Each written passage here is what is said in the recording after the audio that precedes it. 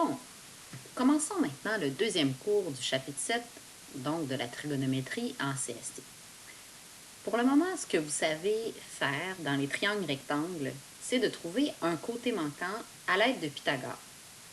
La trigonométrie va vous permettre de trouver beaucoup plus d'éléments, soit un angle ou un côté, à l'aide de moins d'informations que vous aviez besoin avec Pythagore. Avec Pythagore, vous devez connaître au moins 2 des 3 côtés, mais vous allez voir qu'en trigonométrie, vous allez pouvoir avoir la mesure d'un angle aigu et d'un côté dans un triangle rectangle pour pouvoir trouver les angles ou les côtés manquants. Très important de comprendre qu'on travaille toujours uniquement dans les triangles rectangles. Avant qu'on fasse le premier exemple et qu'on voit les étapes à suivre pour résoudre ce genre de problème, je vous demanderai de prendre votre calculatrice et de vous assurer qu'elle est en degrés. Donc, pour le faire, souvenez-vous de mon petit truc. Prenez sin de 30 degrés, pitonnez sin de 30 degrés. Si ça vous donne 0,5, c'est parfait, c'est que votre calculatrice est en degrés. Si ce n'est pas le cas, essayez de faire un reset, ça devrait fonctionner. Ou parfois, c'est la touche DRG ou DEG qui est sur votre calculatrice pour pouvoir changer le mode. Alors, dans l'exemple qu'on a ici, on remarque qu'on a effectivement un triangle rectangle, on a notre angle droit, on connaît la mesure de l'angle A et l'hypoténuse. C'est toujours important de repérer ce qu'on connaît. On nous demande de déterminer la mesure de petit a. Petit a, c'est quoi? Petit a, c'est le côté qui est opposé à la mesure de l'angle A. Pour bien résoudre ce genre de problème-là, je vous demande d'écrire toujours les 3 étapes suivantes. La première, identifier ce que vous connaissez. Alors, je connais la mesure d'un angle, donc la mesure de l'angle A qui est de 38 degrés, et l'hypoténuse. Ce que je cherche, c'est la question qui me le demande, on cherche la mesure du côté opposé à l'angle A. Écrivez pas que vous cherchez petit a. Petit a, ça ne veut rien dire dans mon langage, la trigonométrie. Souvenez-vous les mots-clés importants, hypoténuse, côté opposé à un angle ou côté adjacent à un angle. On va toujours travailler en partant de l'angle que l'on connaît. Donc, on cherche la mesure du côté opposé à l'angle A. Et c'est là qu'on doit connaître nos 3 rapports trigonométriques. Quel est le rapport trigonométrique qui utilise à la fois le côté opposé et l'hypoténuse d'un angle comme rapport? Est-ce que c'est le sinus? Est-ce que c'est le cosinus? Ou est-ce que c'est la tangente? Essayez le petit truc SOHCAHTOA. S pour sinus, O pour opposé, H pour hypoténuse. C pour cosinus, A pour adjacent, H pour hypoténuse. T pour tangente, opposé, adjacent. Donc, quel est le rapport trigonométrique qui utilise à la fois côté opposé et hypoténuse? Sinus, bravo.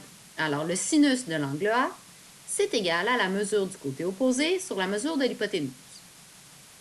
Donc, on écrit notre formule et ensuite, dans notre formule, on va venir remplacer tout ce qu'on connaît. Je connais la mesure de l'angle A, c'est donc le sinus de 38. Écrivez pas seulement 38 degrés.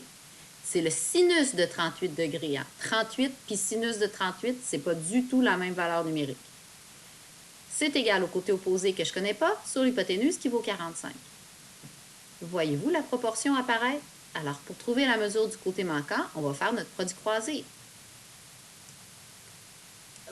Le côté opposé est égal à 45 fois sin de 38 divisé par 1. Alors, je ne l'ai pas écrit parce que ça ne change rien. C'est un élément neutre. Donc, 45 fois sin de 38, ça donne 27,70 cm. Et voilà. À la page suivante, on va faire un autre exemple. Avons-nous un triangle rectangle? Oui. On repère l'angle droit. On connaît la mesure d'un angle. On connaît la mesure de l'angle A. Donc, par rapport à l'angle A, on connaît également son côté opposé.